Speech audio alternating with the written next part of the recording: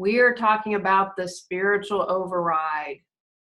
Do you pretend there is nothing wrong, even if you are incredibly hurt? Have you not thought about an event, person, or place in years, only to have it spring up later, causing havoc on your emotion? Are you ready to heal instead of hold on to stuff? Let's continue our month focusing on back to school. Does your clutter own you? On Clear Your Clutter Inside and Out, we'll teach you how to become aware of your clutter, along with action steps to declutter and create the life you desire. Come on, let's get started. Today's episode is inspired by me. I have recently had a lot of mean girl stuff going on. Now, there's no coincidence in my mind that I have a big high school reunion this year. And I can tell you when the first real mean girl thing happened to me. I was switching from elementary school to junior high, and all of my friends, in quotation marks, ditched me because I wasn't cool enough. Unfortunately, the mean girl stuff didn't discontinue when I left school. Went to an all-women's college, which was a pretty good experience. One or two friends that weren't friends, and I think in general that's part of life. As an adult, sadly, I've had that happen. Before the podcast, if you've been a long-time listener, you know that I had an international internet TV show called Reawaken Your Brilliance. Another woman who was there and really jealous of me and said some really awful things, and it got back to me. And so I've had experience with this mean girl stuff, and I'm not alone.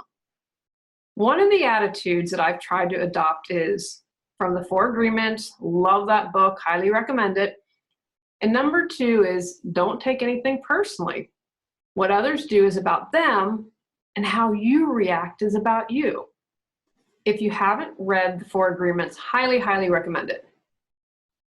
I was repeating this mantra about the mean girls. What they're doing is about them. How I respond is about me. Then my mentor called me on it.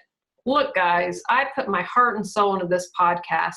And one of the reasons I'm able to do it is because of my mentor or coach. She won't let me ride stuff out. She calls me on my stuff. The good news is that benefits you. So I was talking about the mean girls, and she was like, back up the bus. Do not do the spiritual override. The mean girls are a blessing because they are giving me an opportunity to heal. I could have chosen to let the feelings out, but I wasn't. I was still suppressing. Then, because the universe said, hey, girlfriend, you are obviously not paying attention, I had another mean girl incident happen. I wasn't invited to a birthday party. Now, in the big scheme of things, no big deal. And I truly wouldn't have minded. What hurt my feelings was this person's like, hey, I'm having all this stuff at my birthday party.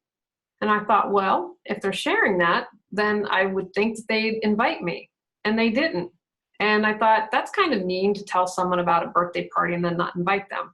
So another mean girl incident, and it really hurt my feelings. I was able to realize what she did was about her, how I reacted was about me, and I can still be hurt. I'm going to do another podcast at some point about living in the and, because that's something I've been working on for a few years. That's what my mentor was calling me out on. She's like, don't do the spiritual override. Don't act like everything's hunky-dory. You can understand it's about them, and your feelings were hurt. It's okay. Because I wasn't choosing to heal it and acknowledge my feelings, the birthday party incident came up. If we don't get the lesson, the universe is going to keep on giving us the opportunity to learn it. I know most of you are like me, on a spiritual path or a path of awareness or mindfulness, whatever you're most comfortable calling it. And you probably believe, like I did, that what I was doing is good, healthy behavior. Not taking anything personally and pretending that I wasn't hurt really isn't the ideal reaction. Most of us probably do the spiritual override more often than we think. When we do the spiritual override, we aren't acknowledging the truth. We are distancing ourselves from the feelings. I didn't want to acknowledge the mean girls really hurt me. I wanted to rise above it. I have been working really hard on this because I do it more often than I realize. It's more of a zoning out instead of a zoning in. Oh gosh, I could use a zone bar right now. I've been off sugar for about a month now. The truth was, I didn't want to feel the pain or feel that I could survive the pain, although I know on one level that I absolutely can. Or perhaps a part of it was I felt like, hey, I've done all this spiritual work. How can I be so upset? Are you denying something that has happened? Are you afraid of feeling what you feel? We are spiritual beings living in a human body. Even though we keep going around that spiral and we have more and more access to consciousness, it doesn't mean we're going to get caught up in life. I once asked my mentor, coach, awesome lady, about this. She said, we're not supposed to rise above it all, but rather think how we can transcend it. I talk a lot about being present. Can you experience all the ups and downs and own them all, transcend it, and be neutral about it? When we stop doing the spiritual override, we can acknowledge all parts of us and love all of us. How can we stop the spiritual override? Where in your life are you doing the spiritual override? When you figure that out, begin by acknowledging your feelings. Research has shown that suppressing or avoiding your emotions, in fact, can make them stronger. So if you're sad that your friends dissed you for not being cool enough, you might shove those feelings deep down and eat a few pints of Ben & Jerry's, preferably Chubby Hubby. The sadness is still present in your mind and in your body as we store emotions. Everything is energy. Something minor might cause you to fly off the handle. Even if you were avoiding sadness, it may come out as anger. Suppressing emotions is your body's way of protecting you during trauma. Emotional release in a non-traumatic situation is your body's way of protecting itself from further damage and releasing stuck emotions. Feelings, nothing more than feelings. Give yourself permission to feel. You are allowed to feel whatever you need to. Try not to judge an emotion as good or bad. For example, anger can serve as a great catalyst for change. I got angry enough to say no to bad relationships, and I found my wonderful husband. I was so angry at being treated poorly, I said never again, and I stuck to it. If I hadn't taken care of myself that way, I might not have attracted my husband. Remember, unpleasant feelings are part of life. We can't avoid them through resisting them. Our guy Carl Jung said, "What you resist, persists." If we accept our feelings, it allows us to deal with them more successfully, and once we do that, we can release them. What I mean by that is sitting with your sadness, or anger, or guilt, or shame, and really feeling it. Know that it won't last forever. In January, I was interviewing someone, and I shared the story of someone who had hired me to do some professional organizing for them. I follow up like I do with every client, and I didn't hear from her. And I said, "Thanks, I'm canceling our appointment because I haven't heard from you." And this was someone who was an hour away. It was a lot of planning. So I needed to know whether or not I was going to have the job.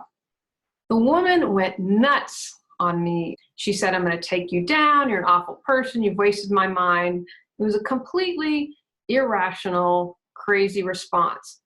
Now, one of my fears is someone's going to unfairly so target me on social media, and I feel like I have no control over that. I just saw someone I know on Facebook do that to a business, shared her side of the story and didn't share theirs, and has completely, in my opinion, I wouldn't say destroyed this business, but has caused significant damage. And if I was a business owner, I would think about legal action. At any rate, this was a big fear of mine, something I had no control over. I didn't do anything wrong. I felt that fear. I said, in the moment, that's the best thing I can do. And all this anger just rose up out of me. And all this fear and I just said, okay, feel it. Stay with it. And when you're in that moment, feeling your feelings, it doesn't take a long time to get through it. I'd say it was probably 5 minutes. I felt it, took a deep breath, and then I had 2 people I called and said, this is what's going on. My friend who is going to be interviewed, who's awesome, Angel, said, I've got your back. Here's our plan if something happens. Another person locally, I said, here's what's going on. He said, I don't think she's going to post anything because she's an older woman, but here's what we're going to do if something happens. After that, I let it go and said, I can't control it. We'll cross the next bridge when necessary. Nothing ended up happening. I believe that was because I acknowledged my feelings, I felt them, and then I released them. Because remember, we attract who we are, we attract what we are, and that wasn't any in my field. I had released it, I'd let it go. Our affirmations for decluttering support you in releasing clutter at a deeper level. The meditation begins with focused statements on releasing clutter, followed by powerful positive affirmations for healing, and end with completion statements. The affirmation concludes with a reaffirming meditation exercise to fill where clutter was released. 9 clearing clutter affirmations to choose from. Go to reawakenyourbrilliance.com to learn more. Interviewing people on Reawaken Your Brilliance, I cannot think of one person who said that it was easier to suppress feelings than it was to release them. I also share this from experience. We think, oh my gosh, I can't feel that pain. I can't feel that guilt or shame. You can. And when you do, and you're able to release it, you'll probably think, how could I have let this go on so long? It's like a big weight is released. When you feel your feelings, this allows you to not act on your pain, such as hitting someone or abusing yourself. Once released, you can channel it into something healthy, such as making art or cooking. We often see kids have temper tantrums, and they know what they're doing. My mother told me about my niece Claire, who's now 12, who will probably be like, oh my gosh, Julie, why are you sharing this? She was 2. Kids are going to have temper tantrums. She was 2 or 3, and my mom was with her in Target, and Claire started to have a temper tantrum. And my mom let her have it, and she was flailing rah, rah, rah, rah, on the floor. And after a minute or so, my mom said, Claire, what do you need? And she said, Jen, I'm hungry. She said, okay, we'll get you something to eat. So Claire was able to release those feelings, express what she needed, get that, and then she didn't have anything she held on to. She was back to normal. So I'd encourage you, don't see kids' temper tantrums as anything bad. They're actually good. They're releasing all that. And then ask them what they need. How can we feel our feelings? I like to lay down, check in with my body. I ask questions. What needs to be expressed? I feel, tummy's clenching. What's going on there? Sometimes I get an answer, sometimes I don't. If I don't, I simply start to breathe. I like breath work to feel my feelings. I have a variety of different breaths that I do. One I call the who breath. And then I shake. If you're watching this on video, this looks better, but I shake my arms, I shake my head. I mean, I like to be on a bed because I really like to get into it, and don't hold back, let it go. The challenge is I need to do this when my husband is out of the house. And now with 3 cats, it's a little more of a challenge because I don't like to upset the cats because animals are really sensitive. So I try to do it when everyone's napping. You can scream into a pillow. I also will get in the car and scream. I'm like, if I'm driving, there's a decent chance that no one's going to hear me. Emotions are energy that want to move. So do what you can to allow them to move, because remember, movement is up and out. I also like to get physical. You could maybe do a circuit class that gets your anger out and allows you to burn a lot of calories, or doing a cycle. I like to kickbox and punch bags and do that. Dancing gets you moving. Let whatever sound comes out as you dance. Sound is a great way to release as well. Before I met my husband, I was on and off with someone for a really long time. I'm grateful for this man. Without my experience with him, I don't know if I could have been open to my amazing husband. When it was finally over, done with, over, no turning back, I cried. I howled like an animal. And after 20 minutes, I was done. And I felt okay. I knew life was going to work out. The sounds that came out of my mouth were kind of scary. However, it was just what I believe was this just deep emotion that needed to be expressed. I'm also a fan of journaling. I think that that's a really great tool to use. There are many different ways you can become in touch with your feelings. Play around with it. Make a game out of it, especially if this is a challenge for you. I promise, the more you do this, the easier it becomes.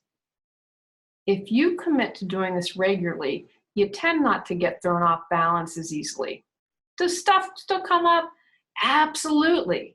But there's not that knee-jerk reaction, and it doesn't turn you into a puddle. Special note, this can be intense. You might have deep emotions come up, especially if there's been some trauma or abuse. Plan a fun or relaxing activity afterwards. Maybe you order takeout, or already have made your next meal. I'm a fan of the good bubble bath. Have a plan in place for when you complete this exercise. I encourage you, if you're unable to do something the first time you try this, don't give up. Take actions from today's podcast. Where are you doing the spiritual override? How can you best get in touch with your feelings? Pick an exercise to release and feel your feelings. What is your post plan after a session of honoring your feelings? On our next episode, we're talking about financial clutter and credit scores. Go out, clear the clutter to create the life you choose, deserve, and desire. Clearing your clutter allows you to share your gifts with the world. Get your free self-assessment to discover your clutter priority at reawakenyourbrilliance.com. If you've enjoyed Clear Your Clutter Inside and Out, please rate, review, and share us.